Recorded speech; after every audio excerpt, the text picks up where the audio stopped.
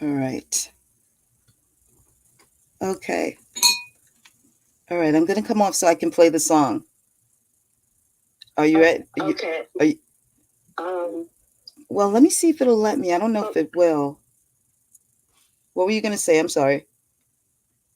I'm still don't see you live because I can't. I won't be able to. They won't be able to hear you if I'm not in with you. It's saying that It's checked. The things are checked. I pressed go live. It says live. Yeah. Okay, I'm trying to see where to go in. Okay. Did I not go in the right place? Um, I don't know. I'm gonna see if I can find it. But go ahead. We'll just go forth, and when we get on, we'll get on. Okay. That's fine. Maybe I didn't do it right. I don't see anybody else. Okay. All right. Let me see if it'll let me play the song. Uh,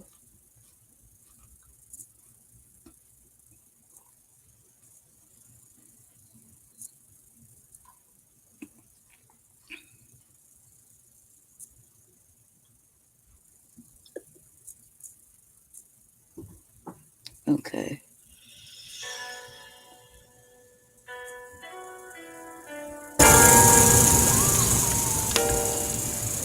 Can you all hear it? No. You can't?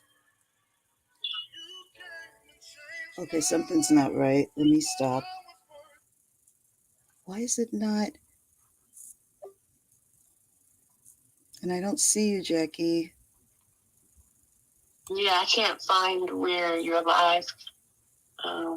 Trying to see. I must not have done something right. No, you're on. I just can't. I don't see which one it is. So you're on. So keep. Okay. Okay.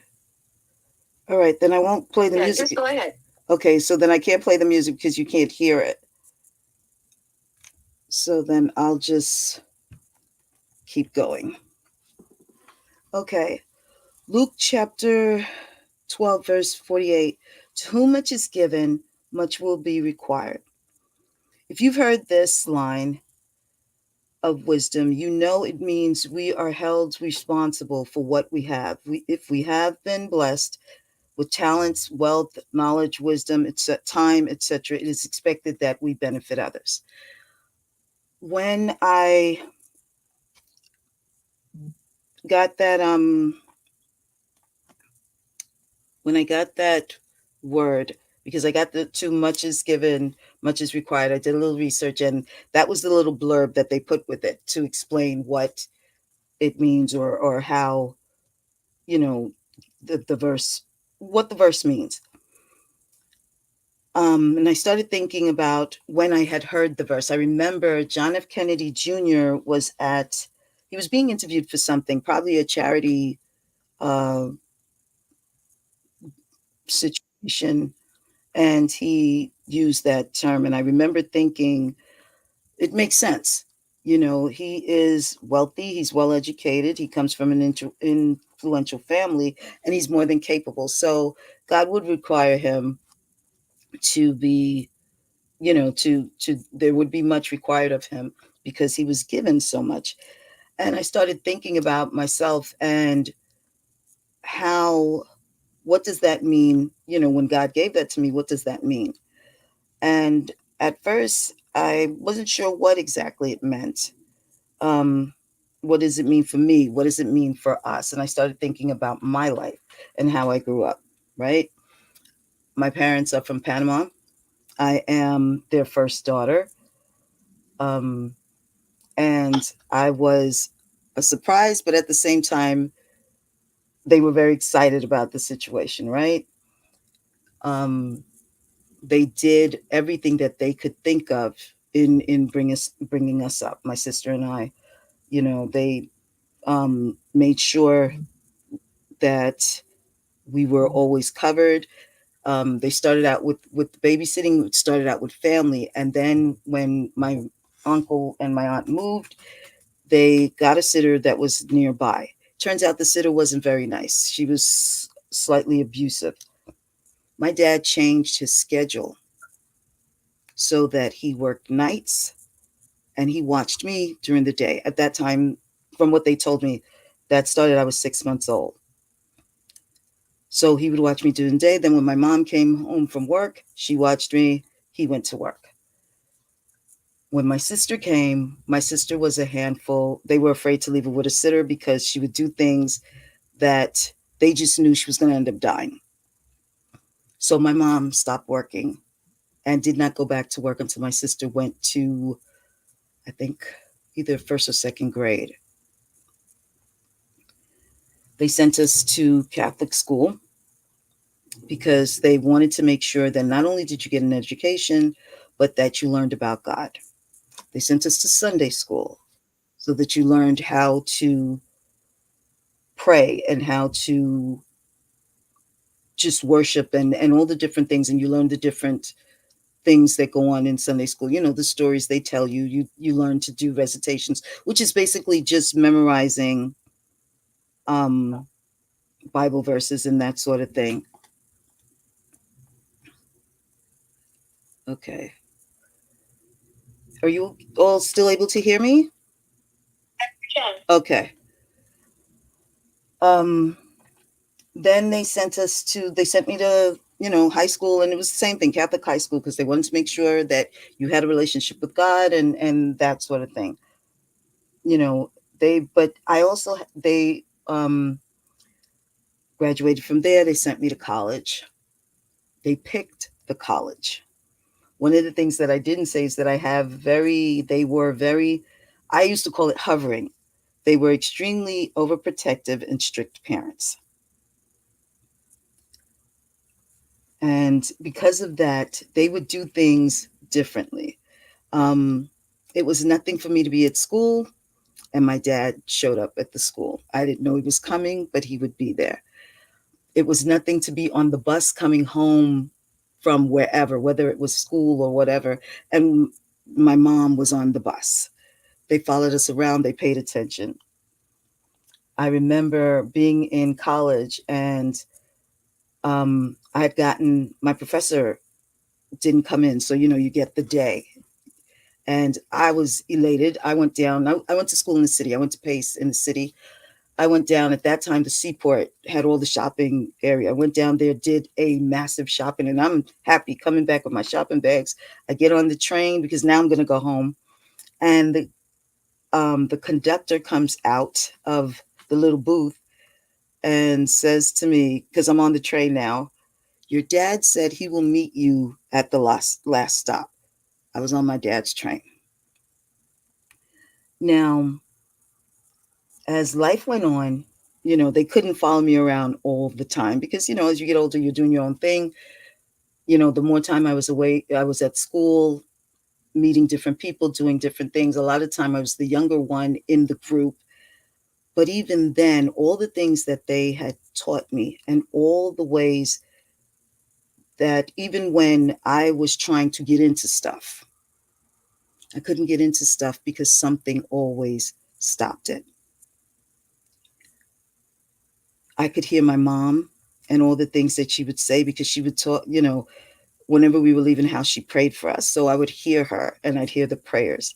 But also situations would happen, and I was always there either just before it happened or I got there just after it happened, not knowing that the entire time that I was covered. And when I thought about to whom much is given, much will be required, when I first used to think about that, I always thought of the material things that the money and influence and education and that sort of thing, because they had been given those things, a lot would be required of them. They would be required to do philanthropic work, charity work, take care of people, that sort of thing. But when I think about my life and I think about all the times that I've been covered, and even when I've gone through things that I've been protected, that is a lot given, because not everybody's protected when things happen. Not everybody's covered when things happen. And because of that, and because of the gifts and talents that I've been given, there is work that I need to do. there is there is work that is required of me.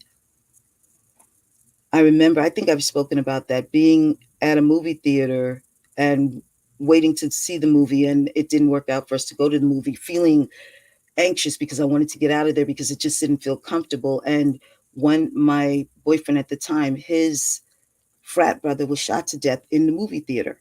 We had just left, been in situations with car accidents that could have been the end of me, walked away from it, been in places that I shouldn't have been when things were taking place. And as I said, I'm either the last person to get there or the first person to leave. So I was always protected. Didn't know I was protected. Just thought, oh, you lucked out. This thing took place. Coincidence and all that kind of stuff. But understanding that all of that time, God has had His hand on me.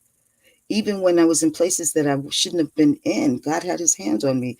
Even when things were taking place, and even when things happened to me, because I had talked about things happening to me, even then, He still had His hand on me. I talked about struggling with depression. Even then, He had His hand on me, because when the depression was really bad, I didn't want to be here. I wasn't trying to be here. I didn't actively attempt suicide, but I was waiting for the death to come because I was really sick. I wasn't getting any better. And I literally waited. I remember going to sleep and sleeping, the sleep would be deep and it would be very difficult to come out of. But when I did, being annoyed that I was still here. I was still here because I had purpose. And at the time, I didn't understand that. But I later on realized that and started moving towards, well, once I figured that out and started moving towards getting into a better space and getting the help that I needed to be able to come out of it. But with those things happening, and understanding that in each situation, as things are happening to me, that I'm covered, that God is protecting me. He's protecting me because I have purpose. He's protecting me because I have work to do. He's protecting me because there's kingdom work that needs to be done. There are lives that need to be touched. There were things that I needed to do. There were things that I needed to change in order to be ready for the work that He has planned for me. And I started thinking about, how does that work for the rest of us? Think about your lives. Think about the things that you've been through. Think about the ways you've been set up. One of the things I also thought about is, right now it's a little sketchy, but jobs always came to me. I applied all over the place. I would apply. That was one of the things I realized yesterday when I was fixing the folders in my external hard drive. The amount of jobs that I have applied to it's just ridiculous. And usually those jobs didn't work out for whatever reason. They just didn't. But jobs would come to me. And when the jobs came to me, they were exactly what I needed. And they were training me for the next step.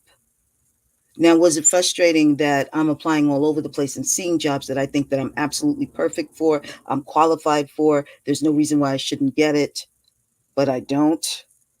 It was extremely frustrating, extremely. But I realized that if you are covered and if God has a plan for your life, I shouldn't say if, you're covered and God has a plan for your life, He is moving things and changing things and positioning you for where He wants you to go and for what He wants you to do. And even when He puts you in places that are uncomfortable, puts you in places that are painful, puts you in places where harm could come to you. And I don't mean He necessarily puts you, well, He would allow the situation to take place. It's because there's something that He's going to work out in you. It's something that He needs you to get through. It's something He needs you to see. And even in those situations, he's still going to cover you. It may not feel like it. It may feel really uncomfortable, very painful, even scary, but you will be taken care of. You will be covered. There is something he's working out. Think about your life. Think about the things that you've been through. Think about the places you've been. Think about the times where you were in places that you shouldn't have been in, or that you were in places where something took place that you hadn't planned on having take place. You know, you had no idea that these things would happen, and you walked away safe. Or if anything did happen, in comparison to what could have happened, you were still good.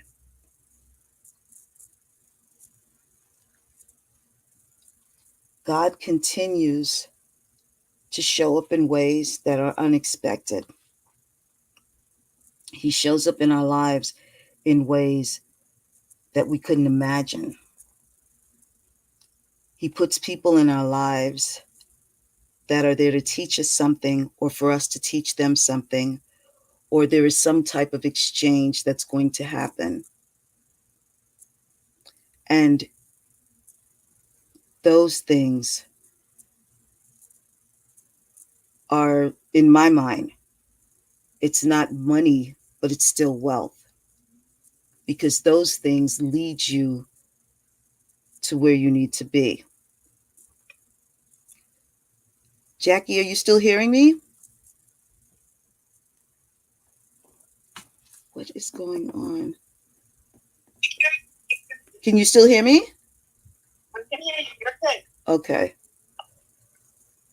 I wanted you all to take a moment and think about all the things that you've been through, the good, the bad, and the ugly, and understand that even when those things are happening, we're not being punished for anything. We're being trained for the next step. A lot of times, God will allow situations to take place so that it is not just that you, when you encounter people that are going through those things that you've been through, it's different. It's not that you just know, you just understand what they're talking about. You actually know what they're talking about. I work with young people. I've always, that is part of my gift. I've always worked with young people, from little bit kindergartners straight through to college students. Most of my experiences with them, for whatever reason, I always get the young people that have been through serious stuff.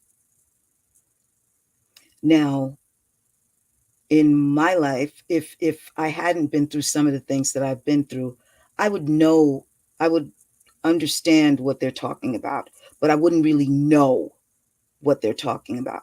It's one thing for someone to tell you that they suffer with depression, or they're struggling with depression. It's another thing to know what that looks like. I know it so well that I can see it on the person before they say anything. That's important in the work that I do, because I've always worked, like I said, in education, but the young people that I worked with, they not only were we working on their education, we were also working on all the other things that they've gotten into, whether it was, a lot of my kids had been in and out of juvenile centers, group homes, jail, all different types of situations.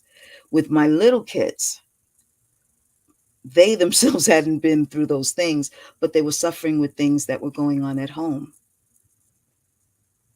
One of the things that it did for me in all of this that God has given me, it made me extremely compassionate. Kids need you to be compassionate. People need you to be compassionate, and to see them in spite of whatever they have going on, and love them through it. And it isn't always easy, because it doesn't always show up as them being kind and loving. Sometimes they're mean and nasty. Sometimes they're wanting to fight and threatening you. But when you really see them, you see their heart, and you understand that the arguing, the threatening, the nasty behavior, the rudeness is just because they're in pain and they don't know how to tell you that they're in pain. So they show up being angry, they show up behaving badly, they show up creating chaos everywhere they go. But the minute that you give them your attention and let them know that you truly see them, all of that falls away because they understand that somebody loves them, somebody cares, and somebody wants them to be okay. It's a different situation. Now, God has been good to me because everywhere I go, even in this situation where, like I said, work has been sketchy at times, He continues to train me and to have me grow using my gifts. So when they're talking about to whom much is given, think about the things that you've been given.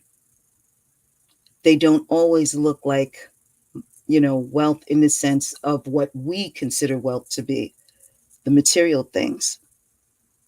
But God has given you talents. He has given you compassion. He has given you skills that you can use to love on His people.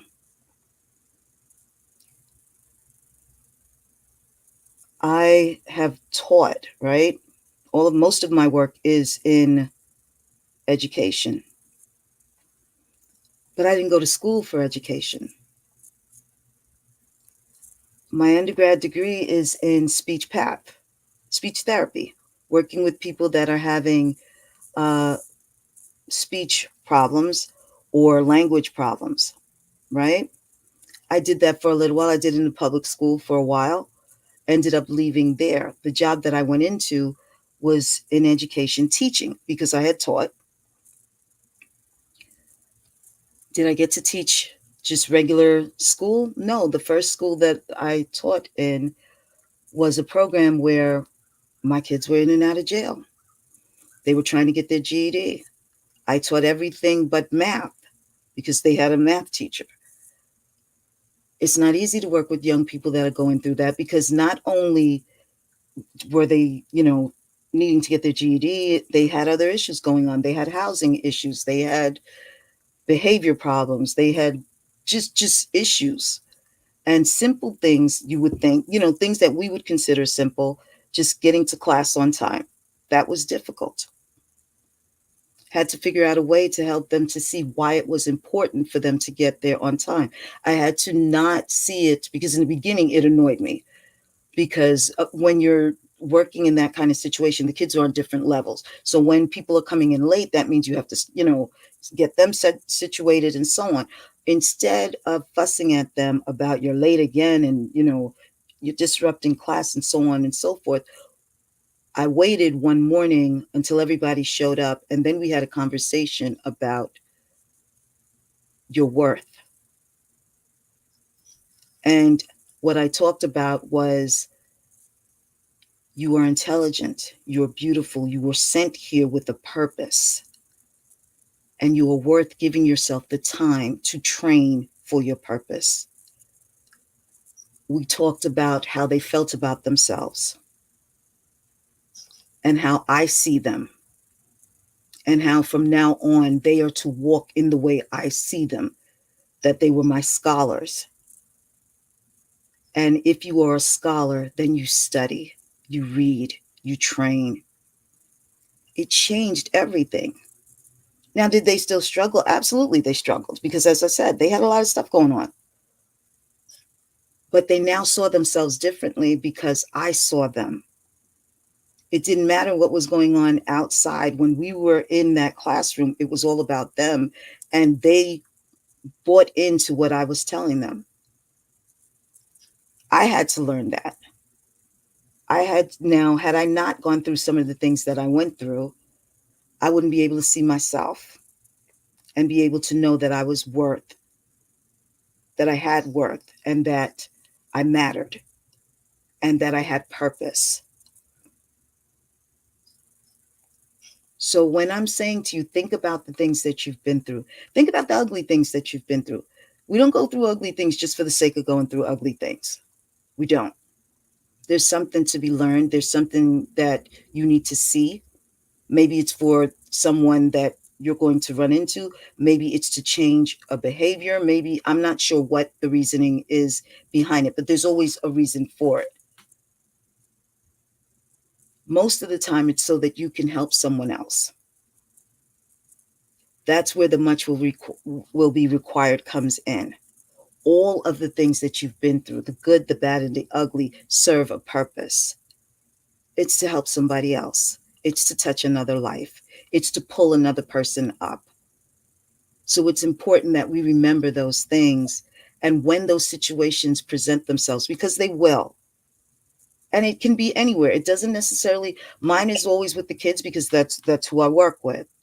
And for whatever reason, even when I'm not in a work situation, I could be in a park, I could be wherever I am, kids always fluctuate to me because I guess that is whatever it is, God has put on me. I guess that's what pulls them in. But I see them. And I don't just see, because like I said, a lot of times it's young people that are having a hard time, whether it's little ones or big ones, they're always having a hard time. But I see them pass their hard time. Think about the things that God has given you to do. Think about the people that you come into contact. Think about the skills and the talents and all the different things that He's given you. How are you using them? Because they've been given.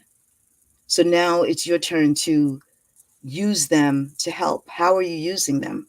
Are you using them? Do you know what they are? And if you don't know what they are, then you need to pray about it and ask God to show you how you're going to use them. And know that it doesn't have to be in a formal situation. It doesn't have to be, it can be in any situation. You can be, just amongst people, whether it's walking down the street, in a store, wherever you are. He sets us up to be able to use all of those gifts, those talents, those skills, that compassion, that love for people, whatever it is that He has given you. He sets you up to be able to use it. And we need to really and truly think about how we're using it. Are we using it well? Will this make God happy? Will this give Him glory? Are you using all of the talents? Because we don't want to be that person that when we return to God, that He says, I gave you all of these beautiful things to do. I gave you this skill, that talent, this, whatever it is. What did you do with it? You didn't do anything with it. Did you touch my people? Did you love on my people? Did you use these talents, these skills to bring them closer to God? That's what is required of us, to use it in ways that show God in their life, to let them see God working in your life, to let them see glimpses of Him in their own lives and how He shows up.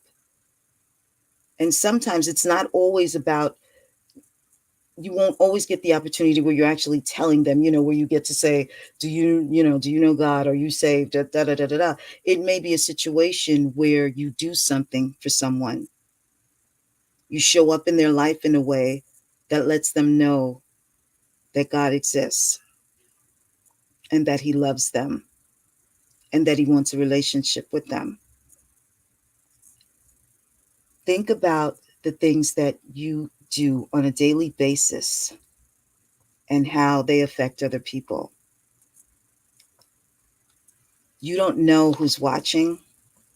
You don't know who is looking and needing someone to care, someone to see them and reach out to them and let them know that they're loved. Let them know that God loves them. Let them know that they will survive whatever it is that they're going through.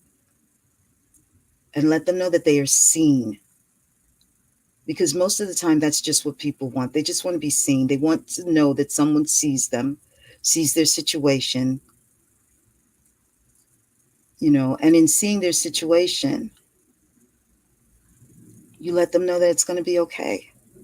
Whether you pray them through it, have a conversation with them, you let them know it's going to be okay. I'm going to stop for a minute before I go any further. Does anybody have anything they'd like to say or share?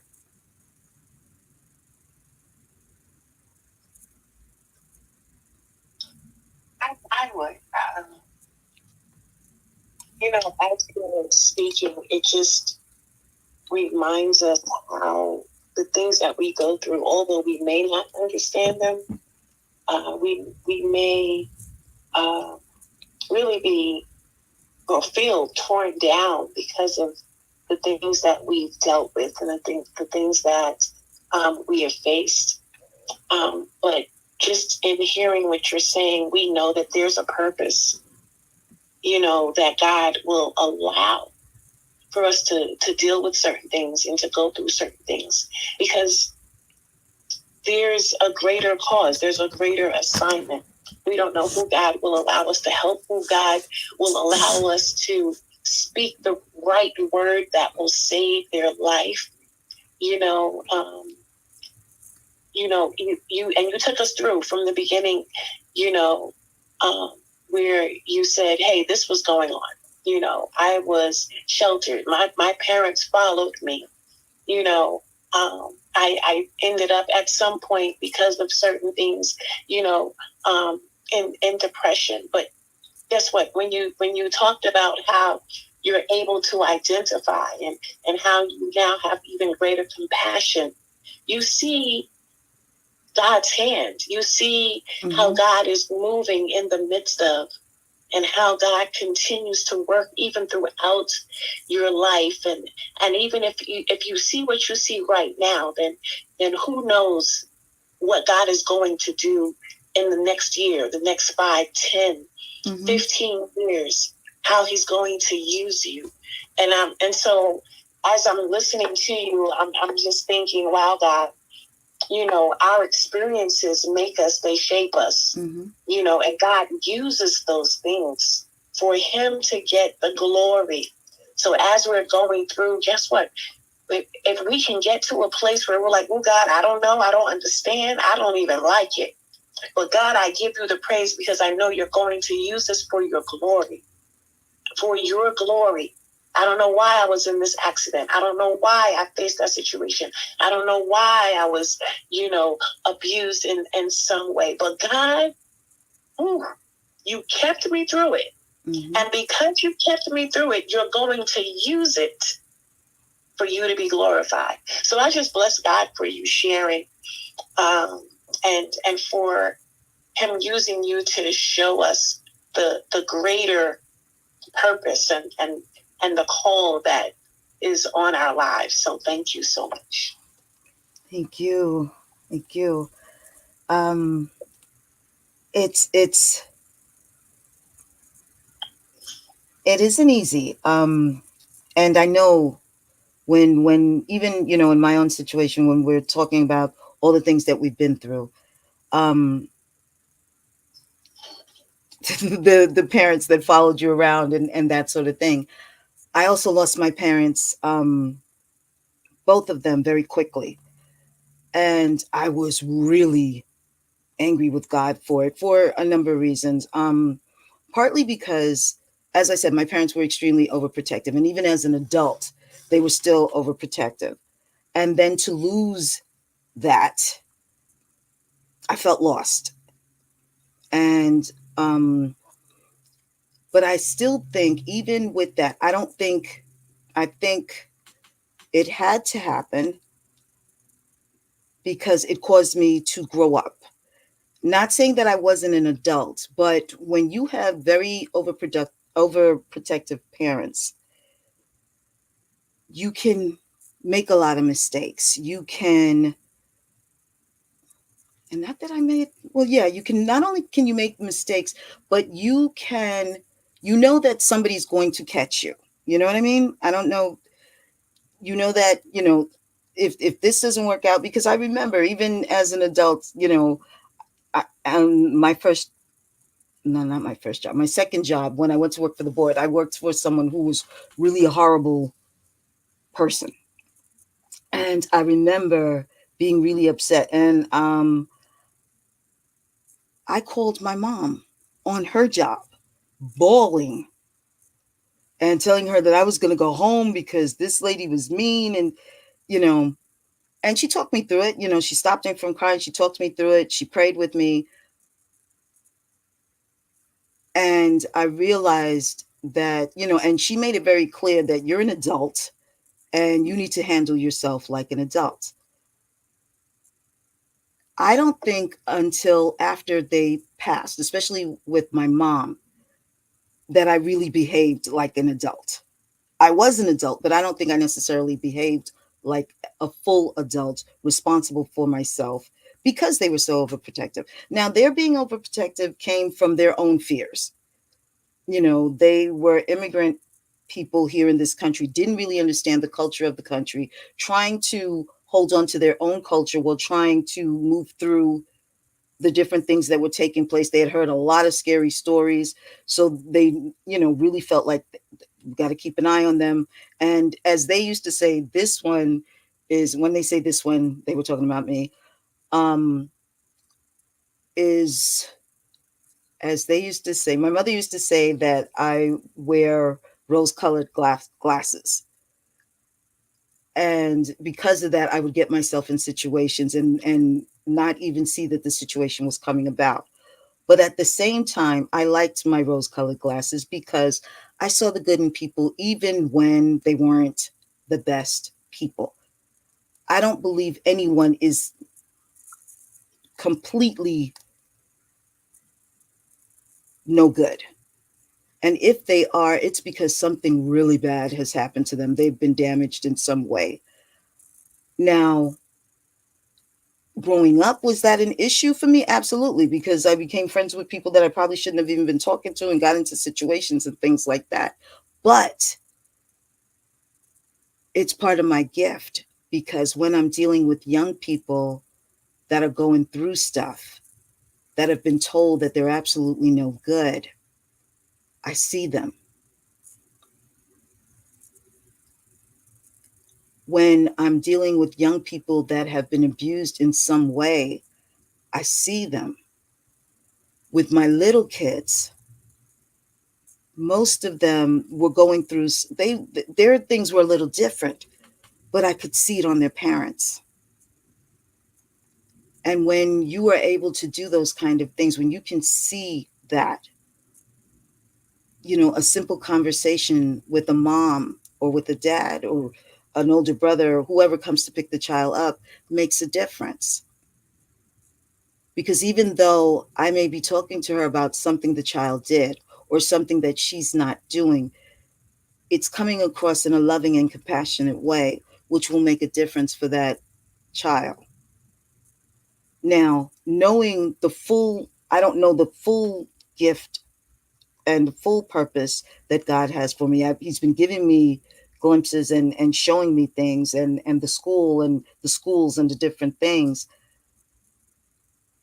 It will be on a bigger scale than just my classroom, right? You're dealing with teachers and administrators and, from what I've seen, more than one school in different places. I need to be able to see everything. And I need to be able to see it in a way that I'm able to address it. I've been blessed that not only can I see those things, but because I've been through some of those things, and because I went to school for communication, you put all of those things together, I'm able to do what God is asking me to do. Has it been easy? Absolutely not. There has been so many things that have happened along the way. There have been starts that didn't finish. There have been collapses of teams that I thought were going to work with me to put these things in place. I had to realize that I was moving faster than God intended for me to move. I went and put teams together. He didn't tell me to put the teams together. I thought he did. So, I'm all for it and I'm doing my thing. But I wasn't asking him if this is what he wanted me to do. I assumed this is what he wanted me to do. The dream got away from what he actually visioned, got away from what he actually showed me and from what he wanted me to do. So things had to be changed. He moved me from place to place. I've been through some more stuff that, again, I do believe will be used towards whatever the end plan is. And he's also made me have to go back to school. And I've done some of it. I'm not finished, but I will be back in school in a matter of weeks because there's still more to learn. But I know that even in those situations, there will be people that he will send into my life that are going to help me to move forward to whatever it is he has planned for me. Think about the things that God is leading you to do. Think about the places that he sends you. Not everywhere is nice and cushy. And for me, that's difficult because I really like nice and cushy.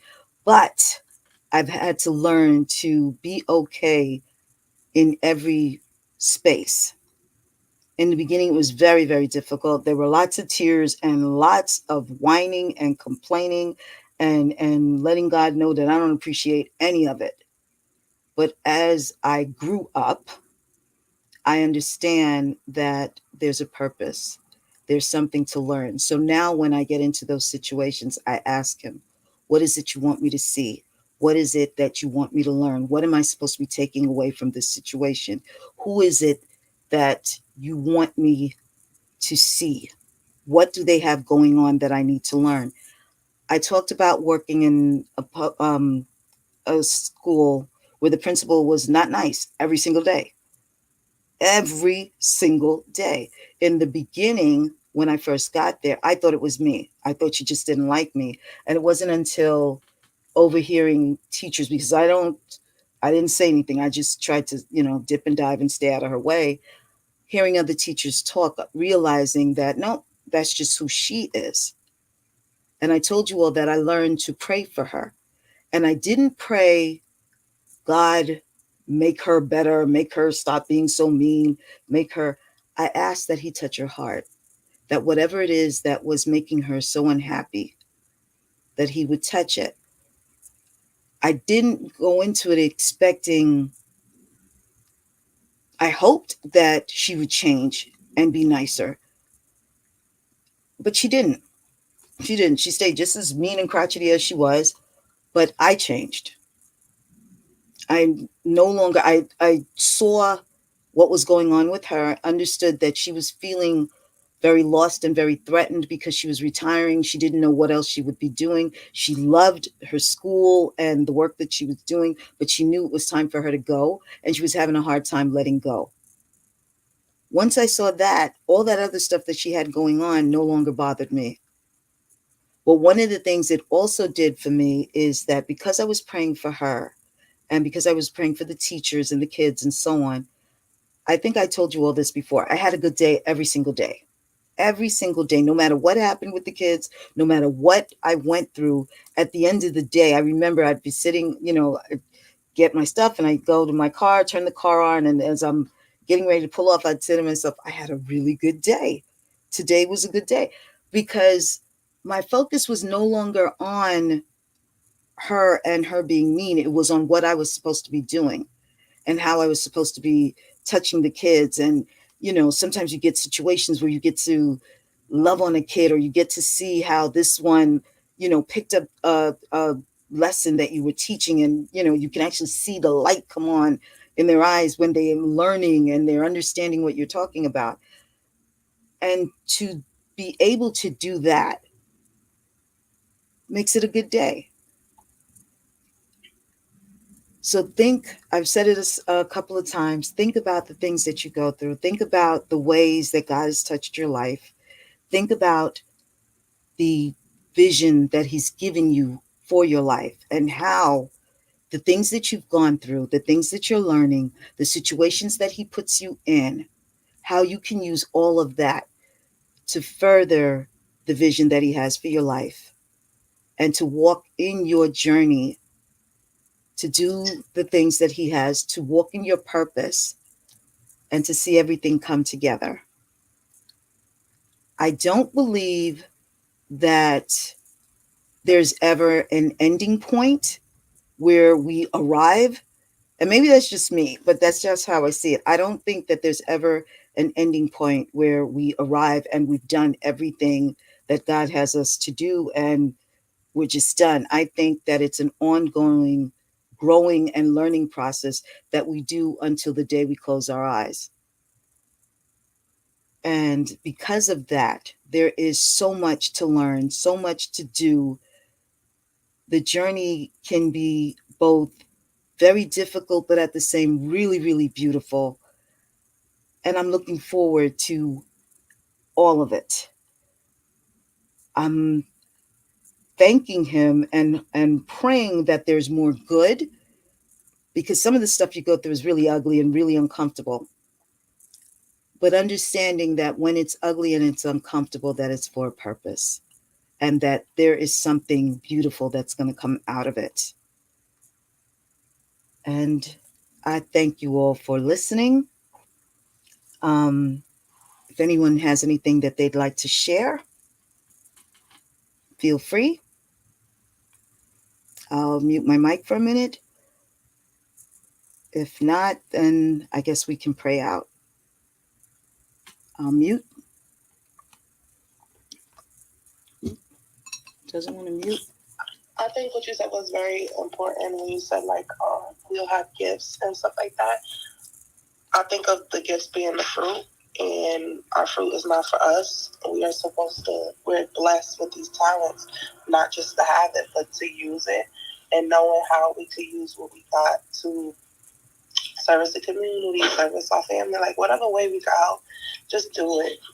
Being doers and spreading love. So I think it's very important to know that we are blessed, not always by society standards, but we are blessed in general. So just knowing what scope to look at life in, and not looking at it in a worldly way, but how God looks at us and using what we got for the better of others. And it makes us feel good, doing good, because just like you said, we was working at that school. Maybe that wasn't the ideal place you wanted to be, but that's where God wanted you to be. Sometimes where we want to be is not where we want to be, right? But God puts us in places for a reason. Oop. Amen. You're absolutely right. Usually it's not in a place where we want to be, but there's something that we need to learn. There's something we need to see. And you actually, if you're ever given the opportunity to leave the place and return, you see the difference that you made. I worked because I was substitute teaching, it was 3 schools. And one of the schools, I ended up not being able to go back for a while because I was working really heavily at one school. And the day before school ended for the summer, I ended up going back to that school. And it's the last day, so you're not expecting to have a lot to do. More than anything, I would be just covering the teachers so that they could finish what they were doing. I would be able to, can you hear me? Oh. Okay, can you all hear me? Okay. Okay, all right. Because for a minute, the phone rang and it knocked something out. And as I was saying, it was the last day, so I'm not expecting a lot to be going on. I was surprised at how the teachers were excited to see me, how the kids were excited to see me, because like I said, I hadn't been there for a long time. And when you're substituting like that, you're dipping in and out of different classrooms. I always take the time to learn the kids' names and greet them by their names because it just makes them really happy. And to realize that, you touched them and they remembered who you are, and, it felt good. And for me, it was important that I saw that because I didn't really like being at that school. So when the opportunity presented itself for me to go somewhere else, I was happy to do it. But I realized that when that happened, that I made a difference, and I was doing what God wanted me to do. I was touching the kids and touching lives, and you know, walking in my purpose at that point. Um, Knowing that there's more to do, but at that point, just doing that, and it made me feel good. So yes, would anyone else like to share? Okay. Like I said, I can't play the song for you all, but I think if no one else has anything they want to share, I can pray us out. Okay. Lord God, thank you for what you've given us. Thank you for how we'll be able to use it to change our lives, to transform our lives. Lord, I thank you for allowing me to speak what you wanted heard. And I'm asking and thanking you in advance that everyone that hears it will be able to use it the way you see fit for them to use it. Lord, I'm thanking you that they will be able to look at their lives and see how you've shown up in their lives and how to use all of their gifts, their talents, their skills, and everything else that you've given them to be a blessing to your people, to move your kingdom forward, to walk in their purpose, and that you get the glory out of all of it. Thank you, Lord God, for what you're doing. Thank you for how you show up in our lives. And thank you for the things that haven't even come to fruition yet. But we are grateful. We are grateful for the purpose. We're grateful for the work. We're grateful for you and what you are doing. We thank you. We love you. We trust you. We give you the honor, the praise, and the glory. In Jesus' name, amen, amen, amen. Thank you all for being here. We are on again tomorrow at 8:30 a.m. and on Monday through Thursday, 8:30 p.m. Eastern Standard Time. If you're able to be there, please join us. Have a wonderful, wonderful day. I love you all, and I will see you all tomorrow. Take care. We are now closing. Okay, go ahead, Jackie. No, I was just saying, love you all. Have a great day. Okay, love you guys. Blessings. Blessings.